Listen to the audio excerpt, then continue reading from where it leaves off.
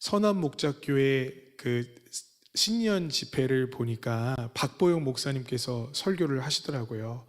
예전에 박보영 목사님과 함께 살 때 목사님이 설교하시면 저희가 이제 특송하러 한번 가기도 했고, 그곳에 있는 목사님이 저희 교회 방문하셔서 이런저런 은혜도 나눈 우리 존경하는 목사님이라 그 교회 박보영 목사님의 설교를 아주 유심히 제가 보았습니다. 목사님의 설교 많은 부분들을 제가 알고 있고 또 여러 번 듣는 경우도 있는데요, 어떤 때는 참 은혜가 되고 또 마음에 새겨지는 문장이 있습니다. 이번에는 늘 들었지만 이런 설교를 하셨어요. 박보영 목사님을 모르는 분들을 위해서 잠깐 설명을 하면, 이분은 39살까지 무신론자였습니다. 예수님을 안 믿었어요. 아버지가 목사님이심에도 불구하고 교회 안에 어릴 적에 깊은 상처들로 인해서 싸우고 서로를 욕하고 비방하는 것들로 인해서 예수님은 계시지 않는구나라는 아주 분명한 확신을 갖고 계셨던 분입니다. 목회할 거야, 의사 될 거야 라고 했을 때 목사를 안 하시려고 의사를 하셨대요. 목사가 여러분 그만큼 어려운 겁니다. 의사를 포기할 정도로. 근데 목사님이 의사가 되고 큰 병원장도 하시고 또 부유한 삶을 사시다가 막판에 인생의 고비들이 몰아닥치게 됩니다. 특별히 신체적으로는 심장에 언제 멈출 줄 모르는 병에 걸려서 이건 도무지 치료가 안 되는 병이었죠. 그래서 이 병으로는 곧 죽음을 맞이할 거라는 이야기를 들었을 그때에 우리 주님께서 마가의 다락방 기도원에서 목사님의 심장을 고쳐주시고 뜨겁게 주님을 만나는 아주 특별한 경험이 있으셨던 거예요. 그날 심장을 고쳐주시던 날에 우리 예수님께 물어봤대요. 그 특별한 은혜가 있는 날 주님과 교통이 가까워졌다고 생각하고 주님 앞에 이렇게 물어봤답니다. 주님, 저 같은 자를 구원해 주셔서 너무 감사한데, 그러면 예전에 제가 만났던, 그러니까 막 교회 안에서 싸우고 욕하고 도저히 성도라고도 할 수 없는 사람들은 도대체 어떤 사람들입니까? 라는 물음이 생겨 여쭤봤는데 마음에 이런 감동이 들었답니다. 그들은 가짜란다. 그들은 가짜란다. 이때 받았던 주님의 특별한 은혜의 경험이 이 목사님의 평생의 사역의 비전이 됐고요, 지금도 혹시 모를 교회 안에 가짜들을 깨우는 사명을 감당하고 계십니다. 그리고 저도 그 영향을 받아 교회 안에 한 영혼도 놓치는 영혼이 없도록 기도하는 마음으로 설교를 하고 있습니다. 그들은 가짜란다. 그들은 가짜란다 하는 그 문장이 그날따라 제 마음 깊이 와 닿았어요. 혹시 우리 주님께서 우리 필그림교회 성도들을 향해서, 아니 이 김용석 목사를 향해서 뭐라고 하실까요? 너희들은 가짜란다 하시면 얼마나 괴롭고 억울할까요? 저는 오늘 말씀을 묵상하니까 이 말씀이 꼭 우리에게 주시는 너희들은 가짜가 아니니? 라는 물음 같습니다. 성경에 보니까 베데스다라는 연못이 있대요. 이 연못은 자비의 집이라는 뜻입니다. 그런데 여러분, 이름과는 늘 반대로 가잖아요. 자비의 집인데 자비가 하나도 없어요. 이 연못은요, 사실은 온천못입니다. 간헐천이라고 해서요, 그 지하 땅 깊숙한 곳에서 가스가 나오고 물이 데워져서 솟아오르는 그런 온천입니다. 그러니까 이 온천에는 나름 효능이 있었을 거예요. 여러분, 베데스다 연못에요, 안내판이 붙은 거예요. 이 못은요, 특별한 효능이 있습니다. 눈먼 자가 눈을 뜨고요, 저는 자가 걷고요, 듣지 못하는 자가 듣고요, 가려운 자들이 치유받고요, 문둥병도 치유받습니다. 단 선착순 1명. 그러니까 여러분, 이 연못에 얼마나 많은 사람들이 모여 있었겠어요. 저는 성경을 묵상하면 그런 생각이 들어요. 진짜로 탁월한 연못이었을까요? 신비한 온천물이었을까요? 저는 그렇게 생각하지 않습니다. 온양 온천이나, 이렇게 얘기하면 안 될까요? 온양 온천이나 도고 온천이나 수원보 온천이나 베데스다 연못이나 뭐가 다르겠어요. 근데 사람들은 그 앞에 써져 있는 안내판을 보고 흥분을 하기 시작하는 거예요. 눈먼 자가 눈을 뜬대. 걷지 못하는 자가 걸을 수 있대. 그 한 명이 될 수 있대. 사람들은요, 거기에 모여들기 시작했어요. 여러분, 진짜 치유가 일어났을까요? 진짜 고침이 일어났을까요? 진짜 회복이 일어났을까요? 저는 그렇지 않다고 생각해요. 베데스다 연못은요, 겉은 그럴듯합니다. 사람들이 모여서 치유를 받기 위해 모여든 사람들이 있어요. 그러나 한 사람도 제대로 치유가 일어나지 않은 허울뿐인 못 아니었을까요? 저는 이것이 오늘 우리 필그림 교회의 모습일까 두려웠습니다. 사람들이 모여서 예배라는 걸 드립니다.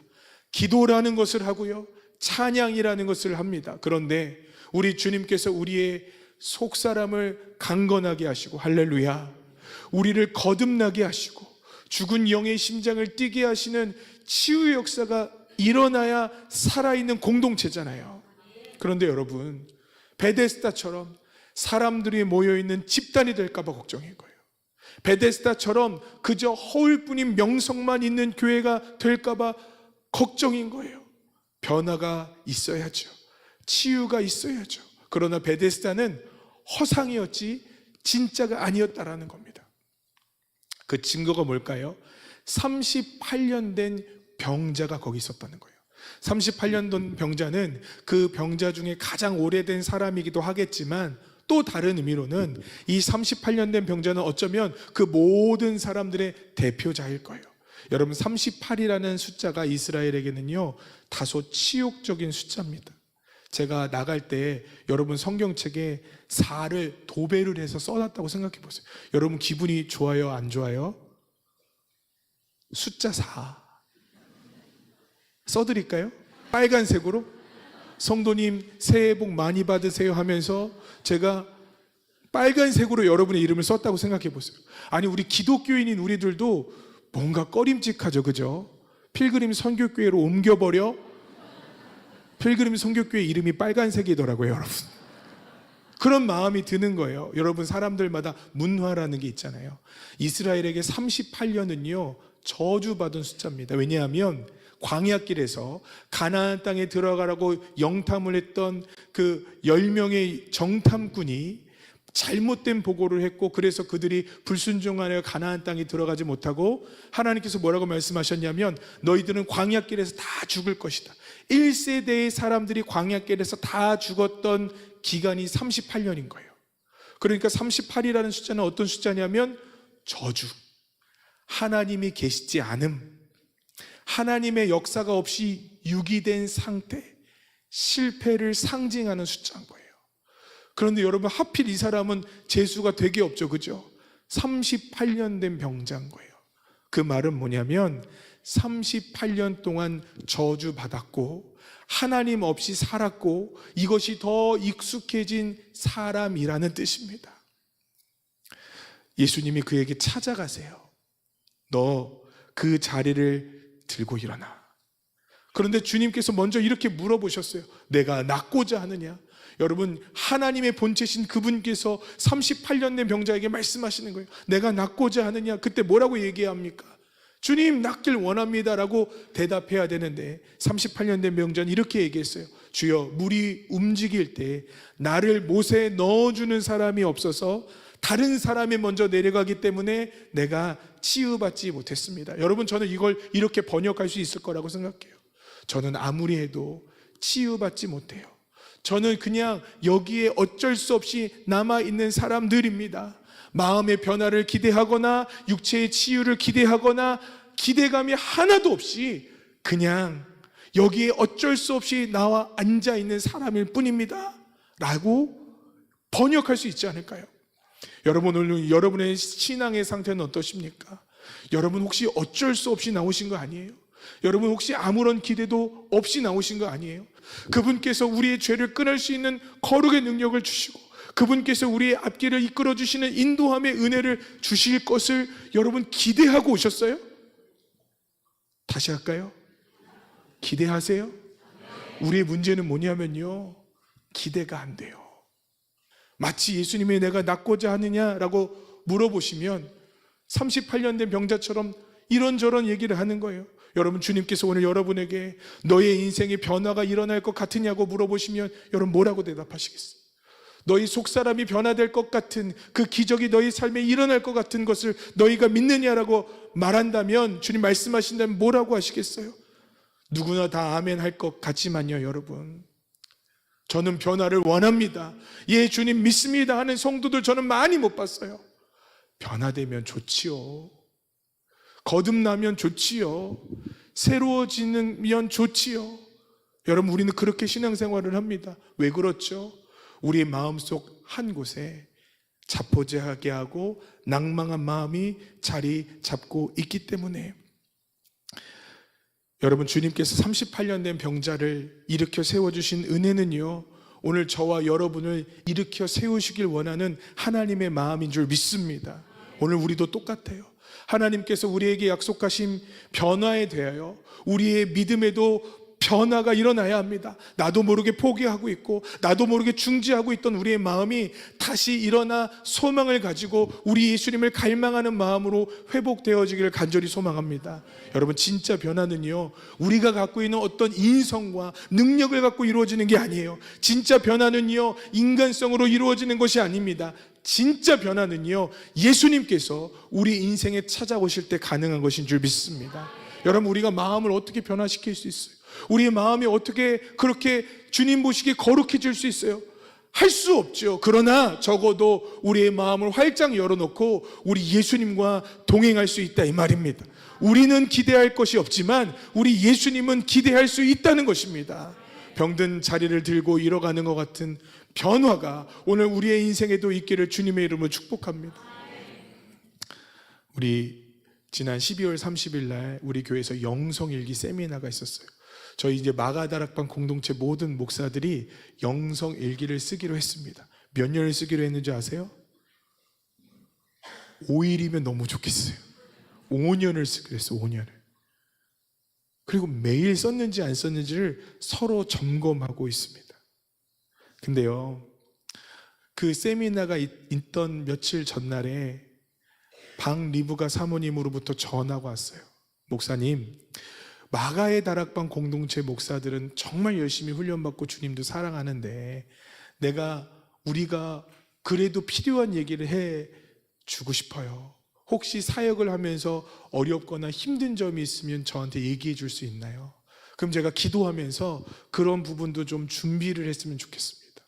근데 여러분, 그 전화를 딱 받았는데 가만히 있어야 되는데 이놈의 주둥이가 막 움직이기 시작하는 거예요. 저도 모르게 막. 저는요, 사역이 기뻤으면 좋겠어요. 왜냐하면 사역을 할 때 자신감이 없어요. 저는 사역을 할 때 하나님께서 그래, 너는 내 종이야 하고 분명히 말씀해 주셨으면 좋겠고, 필그림 교회는 내가 인정하는 교회야 했으면 좋겠는데, 저는 참 부족한 게 많고 주님께 죄스러운 게 많아서 매일 밤마다 기도하는 게, 주님 이놈 좀 어떻게 해달라고 기도하는데, 저는 주님이 저를 기뻐해 주셨으면 좋겠어요. 그렇게 얘기를 했어요. 그리고 그냥 잊어버렸어요. 그날 밤인가 그 다음날 밤인가 늘 하던 대로 산에 기도하러 갔는데, 여러분 너무 신기한 거예요. 그날따라 하나님께서 저에게 어마어마한 은혜를 주셨는데 특별히 너무너무 기뻤어요. 왜 기뻤냐면 주님이 저를 사랑하시는 게 너무 느껴졌어요. 주님이 저를 종이라고 해주시는 것이 너무나 믿어졌어요. 그래, 나도 주님께서 이 연약하고 죄되고 부끄러움 많은 사람을 불러주셨구나. 너무나 감사한 거예요. 근데 가만히 생각해 보니까 이 얘기를 누구랑 했어요? 방 리브가 사모님이랑 한 거예요. 이상하다. 혹시 주님이 진짜 들으셨나? 막 의심이 생기는 거예요. 의심이 여러분도 드시죠, 그죠? 저도 그렇게 생각했어요. 제가 뭐라고 기도했냐면, 하나님, 저는 도파민 중독자인 것 같아요 라고 기도했어요. 왜냐하면 갑자기 기쁘니까. 아니 갑자기 너무너무 좋고 막 주여 천부여 의지 없어서 하다가 할렐루야 나 같은 죄인 살리신 주 은혜 놀라워, 그러고 제가 내려가니까 저 스스로도 웃긴 거 아니에요. 그래서 제가 주님께 기도했어요. 혹시 주님 저한테 증거를 보여주실 수 있나요? 오늘 나한테 말씀하신 증거, 오늘 나에게 주셨던 것이 주님 거라는 증거, 즉 증거 있어요? 여러분 12시 1시인데 무슨 증거가 있어요? 12시 1시에 산에서 사람 만나잖아요. 가슴이 철렁해요. 제가 한 번은 막 산에서 기도를 하고 있는데요, 갑자기 쓱 소리가 들리는 거예요. 그럼 어떻게 합니까? 저도 모르게 나사렛 예수 그리스도의 이름 명하노니 사단아 떠나가라. 근데 소리가 더 잘 들려요. 쓱 저 뒤에서, 제 뒤통수에서 쓱 하는데 갑자기 저도 여기서 기도해도 되겠습니까? 사람인 거예요. 여러분, 귀신보다 사람이 훨씬 무서웠어요. 산에서 아무도 없는데 저 사람이 내 뒤통수를, 왜 그런 생각을 하지? 뒤통수를 방망이로 치면 어떻게 하지? 지금 내 걸 털어가면 어떻게 하지? 뒤통수를 돌고 있다 갑자기 뒤를 돌아서 기도하고 있는 그 사람과 서로 대적을 하며 막 기도를 했어요. 다시는 거기 안 갔어요. 너무 무서웠어요. 산에서 사람 만나면 무서워요. 근데 기도하러 이제 기도원에 거의 다 내려왔는데 어떤 분이 저를 이렇게 보고 계시더라고요. 저는 그분의 얼굴이 안 보이는데 그분은 제 얼굴이 보이나 봐요. 목사님 그러시는 거예요. 너무 깜짝 놀랐어. 예, 목사입니다 하고 지나가려고 그러는데, 목사님 저 누구예요? 우리 교회는 아니지만 제가 몇 달 전에 기도해 드렸던 그분이신 거예요. 그래서 어떻게 된 일인지 여쭙기도 하고 했는데, 마침 제가 받았던 기도의 응답이라고 생각되는 것이 그분에게도 필요했던 것 같아서 기도해 줬어요. 하나님, 제가 들었던 그 음성 우리 성도도 듣게 해 주십시오. 성도님 여기서 뭐 하셨어요? 그래서 지금까지 우리 주님만 사랑하게 해달라고 기도했는데 목사님을 만나서 오늘 얘기하게 돼서 너무너무 좋네요. 그러면서 이분이 뭐라고 얘기하시냐면, 목사님 제가요 올해 마가의 다락방 공동체 교회로 옮길 거예요. 근데 제가 그 얘기를 듣는데 어떤 생각이 들었냐면, 이분이 우리 구재용 목사님이 하시는 쪽방촌 교회도 섬겨주시면 좋겠다. 그냥 혼자 그렇게 생각을 했어요. 그랬더니 이분이 뭐라고 얘기하시냐면, 근데 목사님 저는요 사실은 필그림 교회를 가고 싶어요 그러는 거예요.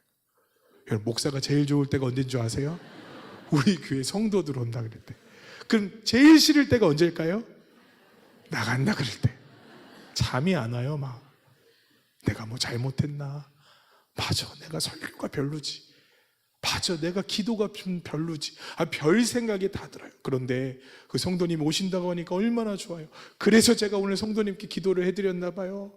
그러면서 뭐라고 얘기하냐면, 목사님 그런데 저는요 쪽방촌이나 노숙인을 섬기는 일을 좋아하는데 제가 필그림 교회에 가면 그런 일도 좀 할 수 있나요? 하고 하시는 거예요. 안 가서 걱정이죠, 그죠? 제발 좀 가달라고 오죽하면 체험 사역 현장을 만들었을까? 가신다는 거예요. 너무 좋았어요. 인사를 하고 차를 탔는데요, 온 우주가 제 것 같은 거예요. 왜 그러냐면 우리 주님께서 제가 얘기하는 걸 들으셨나 봐요. 우리 주님께서 제가 마음에 소망하는 것을 들으셨나 봐요. 나 같은 사람도 좋은 목사가 될 수 있을까 하는 그때 주님께서 예수님이 우리와 함께 하실 때, 저와 함께 하실 때 저를 어떻게 인도하실 수 있는지를 보여주신 그날 밤이었어요. 여러분, 저도 주님을 놓칠 때가 참 많이 있습니다. 성도님들은 어떠세요? 헨리 마틴 선교사라는 선교사님이 계세요. 이분은 1800년도에 아주 인도의 유명한 사역을 하셨던 선교사님입니다. 이분이 1800년도 초반에 이제 나이가, 은퇴를 하실 나이가 됐어요. 은퇴가 아니라 이제 돌아가실 나이가 된 거예요. 근데 주님께로부터 한 가지 비전을 받습니다. 너는 페르시아어 성경을 만들어서 번역을 해서 사람들에게 나누어 줘라. 그래서 그분은 그 날부터 페르시아어를 배웠어요. 그리고 9개월 동안 열심히 페르시아어를 배운 다음에 신약 성경 전체와 시편을 번역했어요. TV 봐야죠, 여러분, 그죠? 넷플릭스 봐야죠. 번역할 시간이 어디 있어요? 이제 아무것도 안 해도 은퇴하신 분인데, 그런데요, 그분이요 그걸 했어요. 그러다가 인쇄를 하려 보니까 국왕의 재가를 받지 않으면 성경을 인쇄할 수 없다는 사실을 발견하고요, 1812년에 인도에서 테헤란까지 960km의 여행을 갔습니다. 왕을 만나서 왕의 허가를 받으려고. 여러분, 그 당시의 여행은 뭐냐면요, 나귀 타고 사막을 건너는 거예요. 960km를 나귀를 타니까 이게 며칠이 걸렸을지 모릅니다. 근데 왕을 만났을까요? 못 만났을까요? 못 만나야 간증이죠. 왕이 안 만나주는 거예요. 그래서 어떻게 했냐면 이번에는 다시 영국 대사를 찾아가서 640km를 가서 추천서를 받고 또 다시 640km를 가서 왕의 얼굴을 보러 갔어요. 만날 수 있을지 없을지도 몰라요. 그러나 그는 최선을 다했는데 놀랍게도 그는 왕의 허가를 받았고 이란에 성경을 보급할 수 있는 권한을 받게 되었어요. 여러분, 이 허가를 받은 지 열흘 후에 그분은 주님의 부르심을 받았어요. 그분이 마지막에 일기에 이런 일기를 썼습니다. 과수원에 앉아 감미로운 위로와 평안을 누리며 나의 하나님에 대해 생각했다. 고통 속에서 나의 벗, 나의 친구, 나의 위로자이신 그분을 생각했다. 여러분, 할아버지에게 어떤 감정이 있을까요? 열심히 해야지. 기대돼. 그런 게 있을까요? 저는 찾아보기 어려운 것 같아요. 그런데 죽기 열흘 전까지 그분이 뭘 했냐면요, 우리 주님께서 맡겨주신 그 가슴 떨리는 사역을 했다는 거예요. 여러분, 이분에게 예수님은요, 먼 과거의 이야기가 아니고요, 이분에게 예수님은요, 성경에 나와 있는 죽은 신이 아니고요, 이분에게 예수님은요, 동행하시는, 함께하시는 영원하신 하나님이었다는 거예요. 그래서 그분을 기대하지 않을 수가 없었어요. 숨을 헐떡이며 가도 우리 주님께서 나와 함께하고 놀라운 일을 행하시는구나. 왕이 없어도, 대사관에게 가도 우리 주님은 우리와 함께 하시는구나. 여러분, 그 기간을 견뎌낼 수 있는 힘이 무엇일까요? 그분에게 예수님은 진짜 실제였어요. 누가 가짜일까요? 죄와 싸워 이길 수 있다는 예수님의 말씀을 믿지 못하는 사람들이 가짜 아닐까요? 누가 가짜일까요? 주님께서 십자가의 은혜를 주셨음에도 불구하고 주님 나에게 아무것도 주시지 않았습니다라고 주님께서 주신 은혜를 땅에 묻어놓는 사람들, 그게 가짜 아닐까요? 마지막 날에 주님은 우리에게 반드시 물어보실 거예요. 너 뭐 하다 왔니? 주님, 죄가 너무 강력해서 우리는 싸울 엄두도 못 내다 왔습니다. 할 거예요. 타협하다 왔습니다. 할 거예요. 그럼 주님은 말씀하실 겁니다. 나는 너에게 주었었어. 너 무엇하다 하니? 내 유혹이 너무 강력해서 뿌리칠 수 없었어요. 나는 너에게 유혹을 이길 힘을 주었어. 우리는 의아할지도 모르겠습니다. 나는 너에게 내 아들을 주었다. 나는 너에게 십자가를 주었다. 우리 주님께서 분명히 말씀하시지 않았을까요? 누가 가짜입니까? 38년 된 병자처럼 예수님이 계셔도 전혀 그분을 기대하지 못하고 의지하지 못하고 믿지 못하는 우리들이 여러분 가짜 아닐까요? 사랑하는 성도 여러분, 2025년 우리 주님의 손을 붙잡고 갔으면 좋겠어요. 2025년 주님이 주시는 은혜를 믿으며 갔으면 좋겠어요. 저도 믿어볼게요.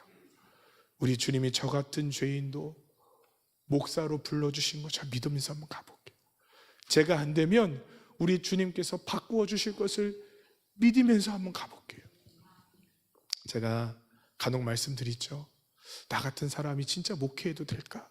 저는 그게 늘 궁금해요. 나 같은 사람이 진짜 이 길을 걸어가도 될까? 하는 생각이 저에게 있어요. 맞아요, 여러분. 주님을 신뢰하지 못하는 불신의 마음이 저에게 있는 거죠. 자포자기와 패배와 절망으로 얼룩진 우리들의 신앙에 주님은 그 자리에서 일어나라고 말씀하시는 겁니다. 2025년 내가 38년 된 병자인 것을 깨닫고 우리 주님과 함께 이 길을 걸어가는 우리 순례자들 되시기를 주님의 이름으로 축복합니다.